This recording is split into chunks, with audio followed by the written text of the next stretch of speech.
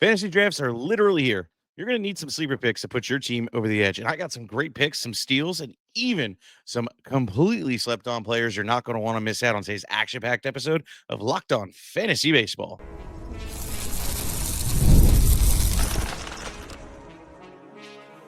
You are Locked On Fantasy Baseball, your daily fantasy baseball podcast. Part of the Locked On Podcast Network, your team every day.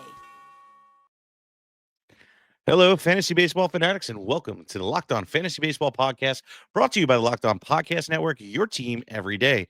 As always, we're your number one source for fantasy baseball knowledge, and thank you for making us your first listen each and every day. I'm your host, Matthew Ane, unfortunately not joined by my co-host, Dominic Martino.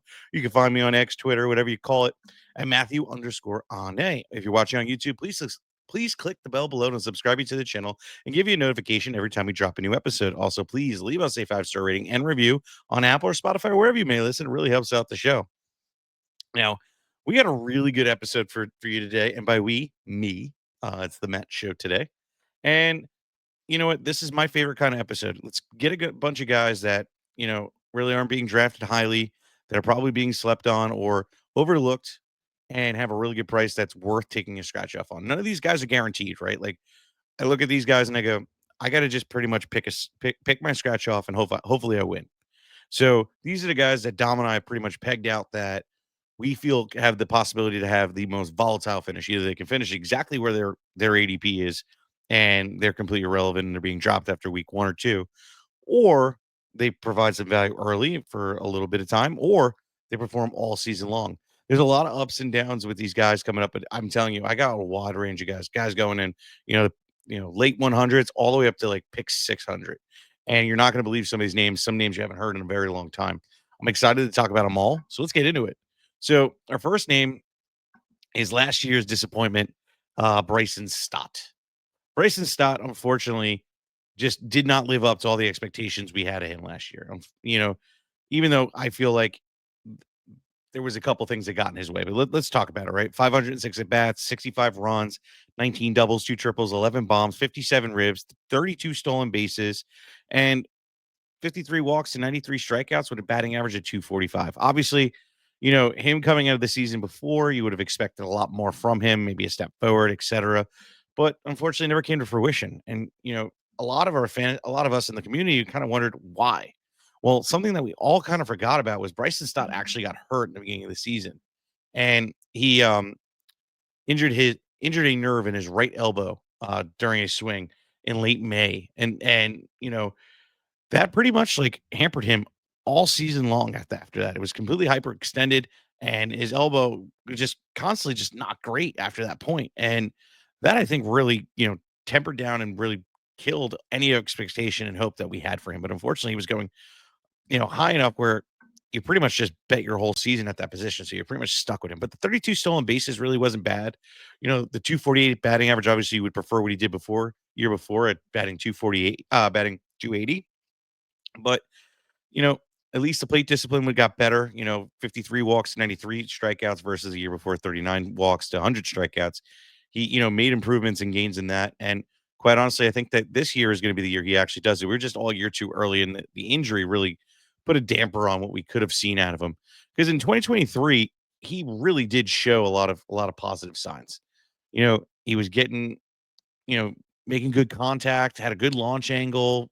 X batting average was almost on par with his actual posted batting average. Didn't really whiff, didn't really strike out. Obviously, he chased a little bit. And, it's not like he's going to be a hard contact machine, but one, he plays in Citizens Bank Park. So the power is going to be a little bit more inflated. The 15 home runs is repeatable, if not maybe seeing that like, 18 to 20, in a really good season, 20 home runs. And, batting average, I think, is legit. It's something he's done. And I think the stolen bases is something that we can just expect every single year. So if he has 15 to 18 home runs with the same amount of stolen bases, with the batting average of 280, and, getting moved up higher into the depth chart in the batting order, there's some serious potential. Now that's the other thing, right? He's hitting lower in the batting order, but I think as the Phillies have a pretty good lineup, and he still has opportunities to get driven in. May not be a runs guy, but a ribs guy. I think he definitely could be around there. And who knows? One injury, two injuries happen, and my guy is leading off, and it's getting real fun. And it's not like that team's a picture of health, right? Like You know, we've seen where Trey Turner went down. Hopefully that doesn't happen, knock on wood. But like other guys just go down for a bit and maybe he'll be able to benefit. He gets any kind of, leadoff position or in a hitting higher in the lineup, and Bryson Stott's going to take off. He's obviously a lottery pick for this year, but at the price where he's going right now at pick 152 is kind of like a steal. He could be your first kind of bench guy, especially if you didn't really get a lot of stolen base guys, but a guy that you can kind of you know, play, especially in deeper leagues like Great UT, and play, not kill you in the categories, and also provide you with stolen base upside. So Bryson Stott is not somebody you want to overlook. Like he is somebody that you definitely want to get your hands on if possible. And who knows, maybe we're just a year too early. Let's move on. Let's talk about Victor Robles of the Seattle Mariners.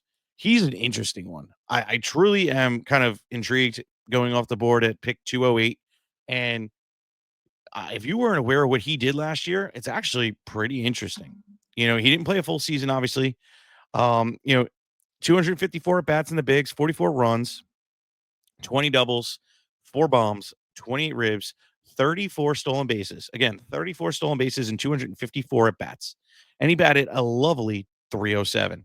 He walked 21 times, 253 strikeouts. Everything screams he can provide some serious value. You know, we always liked guys that would always just be a pure stolen base guy, especially if you missed out. But you never get lucky with the batting average that goes with it. 2023, he batted 299. I mean, yes, it was a small sample size of 107. Again, another small sample size in 2024. But the batting average, I think, can actually play. Even if he hits 270 with that kind of pace, literally, that pace is a 70 stolen base season. Getting that at literally pick 208, we can't pass on that kind of values. Roto leagues definitely don't want to pass on that. That's like free 99 at a guy that's going to put up massive amounts of steals. The only problem is he going to stay healthy? But who cares? He's going to be a lower pick. Victor Robles is somebody that, like, if you really miss out on stolen base category on your team, you're going to want to get him. And quite honestly, like, he might even have a points play because of the stolen bases, because, he walks at a good amount of time to he strikes out. He's going to post up runs because he's leading off for the Mariners this year. So literally, who's hitting right behind him? Julio Rodriguez and Cal Riley. So he's going to be driven in all day long as long as the batting average is you know 3/4 is good, and again 275. And Victor Robles is going to be a stolen base runs machine that has a decent batting average. And hey, who could ask for a better two guys hitting behind him? Whew, he could have some serious fantasy upside going into 2025. Do not pass on him either. I'm not saying to grab all these guys either, but these two guys are interesting. Stolen base upside, batting average upside, and a category that's pretty niche and pretty hard to come by with elite numbers like those two. So don't sleep. Now, this next guy here, Tyler Fitzgerald of the San Francisco Giants, is an interesting one. He was a come out of nowhere kind of type player last year and really surprised the fantasy community as a whole, right? So Tyler Fitzgerald, came onto the scene and had a really good season. 314 at bats, 53 runs, 19 doubles, 2 triples, 15 bombs, 34 ribs, 17 stolen bases, and batted a nice 208. Now, it's really kind of like inflated and really all bundled in 2 months. July and August were his two biggest months, hands down, but also too, like he really didn't play, didn't do much in, April and May and June, but July was stellar. 8 home runs, 15 ribs, stolen base bat in 321. August was awesome too, with 5 home runs and 9 stolen bases and batting 279. Now, he didn't mutilate you in September, but he wasn't really contributing as much. He only had 1 home run, 1 stolen base, 4 ribs, and 7 doubles, which was nice for points leagues. But he was killing you with the walks and strikeouts. So he's somebody I'm looking to just take a shot on. Can we see the glimpse of what we saw at the end of the season last year, where those 2 months can maybe play for the whole season? That is what I'm kind of hoping on. And the pick is great, 233 overall. Again, another guy you can take a shot on. You know, shortstop eligible, um, outfield eligible, second base eligible. Like these are kind of things that are also valuable. Second base and short are going like madmen at the top of the draft. And you're going to want some depth. And if you've missed out on depth at other pieces, Tyler Fitzgerald is a great scratch off pick that you can kind of, get the flexibility of 3 positions. On top of that, possibly with that upside and that ceiling of what we saw for those 2 months, and maybe consistency out of it. And Tyler Fitzgerald can really play up. So I'm definitely challenging you to go out there and kind of debate and try and fix him to get on your team. He really could be a serious value going into 2025. So coming up next, we actually have some like other great names. I'm going to start getting into some pitching right after the break, and I think that quite honestly, you're not going to want to miss out. These are some great end of the draft picks for you coming up next.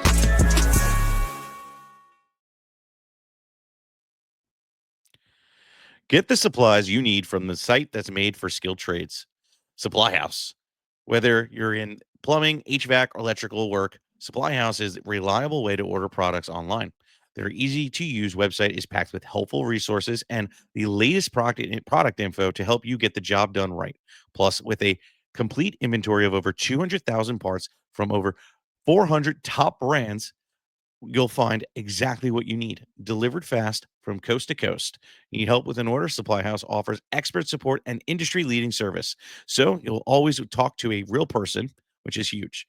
And for pros looking for an extra edge, their free Trade Master program offers exclusive perks like dedicated phone line, free shipping, and discounts on everything. Thousands of skilled professionals are already taking advantage now. It's your turn. Join Trademaster program today at supplyhouse.com/TM and start ordering plumbing today, HVAC, and electrical supplies with just a few clicks. Plus, use the promo code SH5 for 5% off your first order. That's supplyhouse.com.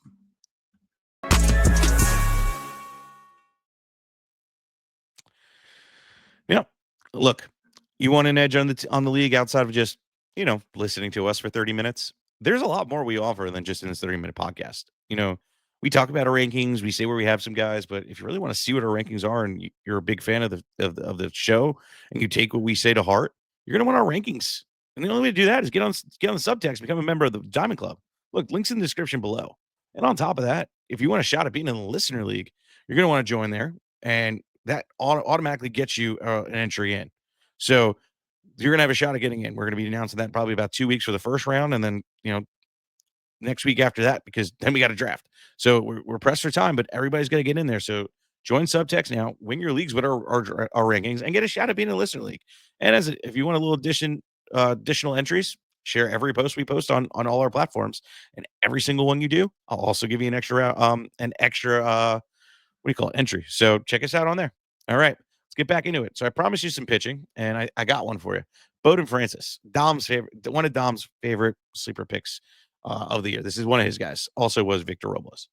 Um, Bowden Francis plays for them Blue Jays, and you know if this thing will ever load, um, you know, is somebody that actually piques my interest. I kind of overlooked them until Dom pointed them out, and I'm like, oh, this is interesting. So 103 innings last year, 92 strikeouts. He had a 3.30 ERA with a .92 WHIP.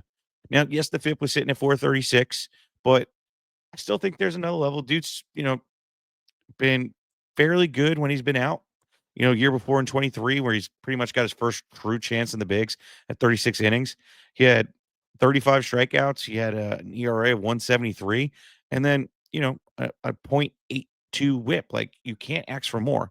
Look, you look at the underlying stats. Look under the hood. His xERA was a 3.39, so right on par with what he's got. His batting average is 219. He doesn't have an elite fastball velocity, but still sitting at 92.7 miles an hour. Hard contact, he's given up the average exit velocity about 89.1 miles an hour. I'm not really thrilled about it, but it is what it is. Chase and whips, he really doesn't do that often, but at least he's getting a K per inning, so you can't get mad of it. So you're not mad, but he doesn't walk guys clearly. You see by his whips last 2 years under one. Allows guys to barrel about 8% of the time. Not really happy about it, but he does suppress the hard contact. So he only allows that about 36.2% of the time, which is really, really key. And if he can just produce a little bit more ground balls, he can actually have some serious, upside here. Now, he's going off the board at pick 211. Another guy, towards the end of the draft, you might want to just throw on your team and see what the possibilities are. He has quite a few pitches too. Four-seam fastball, split finger, curveball, slider, sinker. Leads on that four-seam fastball a lot. Literally throws that 51% of the time. And, it has a batting average of only, 174, which is kind of great. And not kind of great, was kind of like insane.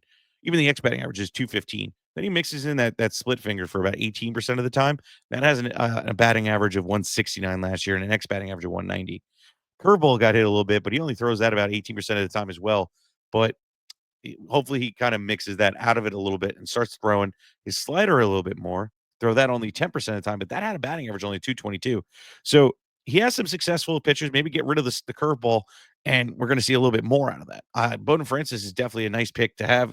You know, pitching's deep this year, and there's a lot of little surprises at the end of the draft. You know, Bowden Francis is somebody I'm not going to say is going to finish as an as SP 36, but somebody that can definitely return on that pick. ROP is seriously something you want to get, and him coming off the board where he is, Bowden Francis, you definitely don't want to miss out on. And you know, again, not every single one I say you don't want to miss out on, but it's one of the guys you want to get on as a scratch off on your team. Let's put it that way. Um, Next guy here, Rhett Lowder of the Cincinnati Reds, one of my guys. I love Rhett Lowder. I think he's a really great talent, and I truly think that he has potential. Okay. I'm not going to say he's going to be the next big thing. There's he could be the next Nick Lodolo for all that, all that, well, by all means, and we're all upset about it, but we'll see. But the kid has a track record in the minors being pretty successful. You know, right before he got called up last year, 108 innings, 113 strikeouts, 364 ERA with a whip of 115. Comes up and looks astonishing, right? Blows me away. 30 innings pitched, 22 strikeouts, a 1.17 ERA with a whip of 1.27. Now the whip is a little high to be expected, but I mean, it's never like he's not been a perfect, whip guy. He does walk guys. He's somebody that, does try to strike everybody out, which also with pitchers like this you know, can also hurt themselves in the whip category. And you're trying to get to the chase and things like this because you want the out instead of just producing a ground ball and getting it done in the field. That happens, but he'll eventually work it out. He has some upside. Now the only downside is he pitches half his starts in Great American Hitter Park over in Cincinnati. So there is that possibility where he's not good, and we're not with what we saw in that small sample size. It just disappears. But I I'm gonna take the shot. I mean, look, he's coming off the board at literally pick 403. That's your last pick of the draft. If you're in a 12-man league, a 10-man league, to get the upside of what I think he possibly could be is well over, a K per inning, a pretty decent, I'd say 3.5 to 3.6, 3.7 ERA with a decent whip-ish, but the strikeouts can be serious. I think the Reds are going to be better than everybody expects this year. So that means that the wins are probably going to be there. Rhett Lowder is somebody that can be really good. And on the upside aspect of it, like what we saw in college from this kid, he's had, you know, sub twos, 3 ERAs, sub 3 ERA seasons. I mean, there is a world where we could see that full blown upside where this kid is just an absolute stud.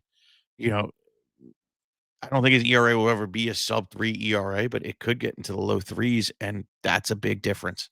Rhett Lowder has some serious opportunity to return on that pick, and that ROP is serious. So I am drafting him as my last pick in almost every draft. So definitely keep an eye out for him. Rhett Lowder is a stud. So let's move on. Hunter Goodman of the Colorado Rockies. So he's an interesting one. A little bit on the older side. He is what? Well, no, not really. 25 years old. I apologize. So not on the older side. A prospect that has showed a lot of power in his past. So 2023, he had 34 home runs. 2022, he had 36 home runs. Last year between, majors and, AAA, he had 21 home runs and literally like 300 at bats. So like the kid definitely has power. The one thing that's a little bit questionable is the average. We saw it in 22. He had a batting average of 295. Then in 23, 259. Then last year, before we got the call, was 281, but then posts like a 190 batting average in the bigs. And then he got called up in 23 as well for like a quick little stint, posted a 200 batting average. So I don't know if it's just him struggling when he gets to the bigs, but something's just not right. But maybe he can correct it this year. But I'm telling you what, even if he does hit 190, the 40 home run upside might be real. I mean, look, 36 home runs in the minors for 2 times, and now you're going to hit in one of the best parks in the league. Coors, we all know what we've seen from power hitters in Coors. The upside is absolutely unreal in those regards. Now, if Nolan Jones and Chris Bryant can even manage to play about 400 at bats each, with Hunter Goodman in the lineup, staying healthy, and the power, the runs are all going to be there. Goodman has some serious upside there as well. I actually really like him. He's moving up in my rankings day by day. Spring is looking pretty decent for him too. Or doesn't really have home runs yet, but seeing three ribs, he's batting about 375, and is getting on base at least, and already has 5 runs already and 3 doubles. So we start seeing some power movement going into the season. There's going to be some serious looks at Hunter Goodman going in, and he's coming off the board pretty cheap as well at 351. So another guy you're going to get free 99. All right, coming up next, I got more pitchers, I got some hitters, and a whole lot of fun coming up next.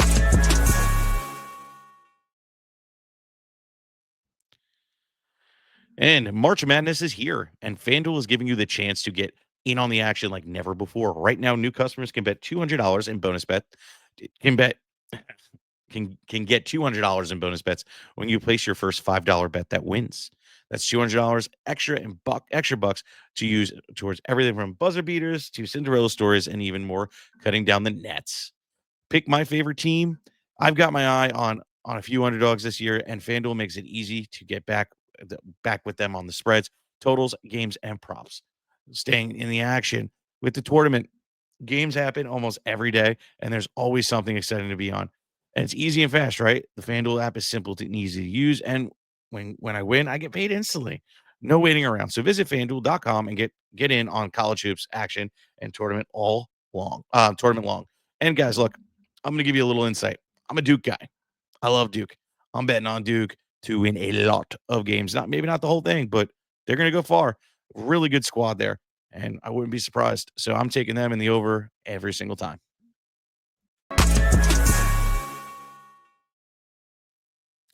All right, we are back, and I'm moving right into baseball, right into more baseball. I'm just going to talk about we. I can't even say his first name, Luis Angel Acuna. We're going to go with that. We're just going to say Acuna. I apologize. I will work on that. Um, Luis Acuna is somebody that I actually really like for this year. Another stolen base specialist. And I said it right. Luis Angel Acuna. All right, cool. He's a stolen base guy. That's really all he is. He doesn't really have power, doesn't really have, the opportunity to do much more. Let's put it that way. But the team I like where, I like the upside of him. And as long as the Mets give him the green light to run, we're gonna have a good time, right? We're not pizza instead of French frying with this. He can be somebody that you know can produce. It's just a matter of, is he going to make the lineup? He makes the lineup. There, we're going to have some real fun. Right now, he's projected to be on the bench. So with this guy, it's more of like, hey, we need to watch out, see what's going on. But the upside is unreal in terms of stolen base aspect. He's coming off the board at 373. So if you're drafting this weekend, maybe he's worth holding on to and see what, like, adding him with your last pick. If we find out he's not making making the roster, drop him. But let me talk about what he can possibly do for your team. Right, whole reason we're here. So when he got the call last year, which was pretty interesting, he played about 14 games and already, was just doing his thing. Had a home run, actually 3 home runs. I apologize, 6 ribs, and was batting 308, which was pretty impressive. The fact that he didn't even really steal a stolen base was kind of wild because before he got the call in Syracuse in AAA, he had 40 stolen bases, and the year before that he had 57. He's been pretty good at the batting average category, like 308 in the majors, 258 before get the call, 294, 277. He's shown where, like, he can be, a guy that can produce. I'm not going to say he's going to hit 308 again. That's very unlikely. 277, 260. That seems more like the realm of possibility. Maybe even 250. But if he steals you 57 bags and you're getting him that cheap and he makes a roster, yeah, I'm all about it. And he went off in the Venezuela league. This was this year. 101 at bats, 26 runs, 5 doubles, 1 triple, 3 bombs, 17 ribs, and 18 stolen bases, and he was batting 337. Again, batting average I don't believe in, but the stolen base and speed is absolutely legit. Acuna really does have the speed. It's the one thing him and his brother do have in common, literally 95th percentile in speed. Average exit velocity is actually surprising too at 91 miles an hour last year and did create good hard contact at 45% of the time. Do I believe in it? Absolutely not. But who knows? Maybe he's hanging out with his brother and his brother, coming back from injury, maybe worked on things a little bit, but I don't think he's going to be that good. But you can count on for speed and that team. Just needs to make the team. So just keep an eye out. Again, he's more of like probably a watch list guy, but somebody that definitely like if I hear he makes the team, I might be adding him on my last pick of the draft. So this next guy you've probably seen in all our mock drafts under the sun. That's Jesus Luzardo of now the Philadelphia Phillies. Luzardo is a guilty pleasure for Dom and I. We think he's absolutely incredible. He's only 27 years old too, which is kind of bonkers because he's been in the bigs for, since 2019, wildly enough, and we're going into 25. And 23 was a real tease. That was the year we thought, okay, he's here, he's taking a step forward. 178 at bats, 200 strikeouts on the dime, 358 ERA, and a whip of 1.21, which the whip's always been a little high, but that's just him. Look, he has a serious amount of upside. Caper inning, always been something that you're going to get with him, and well past it. Truthfully, look, last year he got more than 20. Same thing the year before. It's just one, is he going to stay healthy? Two, is he going to be able to stay out of his head? Because the dude also needs to work on a few things. And, I think he has a little bit of a mental issue where he just can't stay focused. Last year, a 5 ERA was kind of ugly. But hey, Phillies picked him up and they're going to run him out in a rotation. So I'm willing to take a shot on him. I think that I'm going to try and, chase that. The price is absolutely right. He's coming off the board at pick 259, 10 and 12 man league, last pick of your draft. And, that team with, Wheeler, Nola in that locker room might be able to get him on track. I really like Luzardo this year. And, what's the worst that happens? We drop him after 2 weeks and he doesn't play well. Who cares? Last pick of the draft. These are the scratch offs. This is the kind of scratch off I'm trying to chase. A guy that has SP, 4 upside, and I'm getting him as my last SP and SP 7 or 8 on my team. Like Luzardo is that guy for you. So do not sleep on him. So here's another one coming up. Mike Soroka. Why am I talking about Mike Soroka? Well, he's having an incredible spring. And all the Braves beat reporters, really talking him up. And normally, like for a Mike Soroka to be talked up is interesting. I liked him before he went down with the Achilles injury. Or was that I think it was an Achilles injury. And all the injuries that he had to deal with and kind of ruined before that, he was a stud, like a legit stud. What was that? 2019. 174 innings pitched, 142 strikeouts, an ERA of 268, whip of 111. And quite honestly, like, I think we would have saw a whole nother level from this kid. I think the Caper 9 would have been there. And then some. Like, the kid really has some serious talent, just destroyed by injuries. So, he literally didn't pitch for 2 years. 21 and 22 did not play because he just could not get healthy from that injury. So, yeah, he had 2 down years, but now he's back and he looks like he's doing well with the Nationals. And if he can make that rotation, which I believe he can, let's look at the roster and the rotation. There is a world where he is a starting pitcher. Let's see if they have him slotted in already. Because the upside is absolutely unreal. Let's look at it. You got Mackenzie Gore, who I do like this year, almost was on this episode. Yeah, no, they already have him slotted in as a guy that should make the rotation. I don't see how you can't pick him with your last pick. He's going off the board. This is the guy going 671, literally last pick in any draft. Pick him up, especially if you're doing like 15-man league, 14-man league, NL only. Like these are the kind of leagues Mike Soroka really is meant for. Your shallow leagues, like your 10-man leagues, your 8-man leagues, even your 12-man league, you're probably not whiffing him, but he is going on the watch list immediately. And he starts putting together a couple starts. And Mike Soroka is somebody you're looking to add almost instantly. First, like 3 to 4 weeks of baseball, there is always a pitcher or two, and sometimes 3 that come up and come out of nowhere that surprise everybody. So sometimes adding these guys or keeping them on your watch list and keeping an eye on them gets you ahead of the game because then you're adding them. You do not want to be waiver wire shy adding players like this, especially when they're free. And it could be a guy that's a big difference maker of your rotation. Mike Soroka could be that guy. So I don't have enough time for the last guy, but it's Colt Keith. It's Dom's pick. The Detroit Tigers. Look, I like the kid. I really do. I just want to see a little bit more from him going into this year. You know, he really didn't kick off. He had one good month, and that was in July. He had 7 home runs and 17 ribs, batted 322. Kept the batting average pretty decent. Only had like 2 bad months, April and June. Other than that, batting average actually was pretty solid. Just couldn't bring the power in that we thought he had. In all honesty, you know, you look at what he did in the minors, where he had a season where he had 27 home runs and 507 at bats, 9 home runs and 193 at bats. Kid has power and does have a track record of hitting well in terms of batting average, but the average exit velocity didn't show, and none of that wonderful stuff that would say, hey, the power is going to show itself this year. So him coming off the board at pick 271, not a bad last ditch effort to probably get somebody that has that could have a nice third base pop for you. Why not? He's not going to kill you.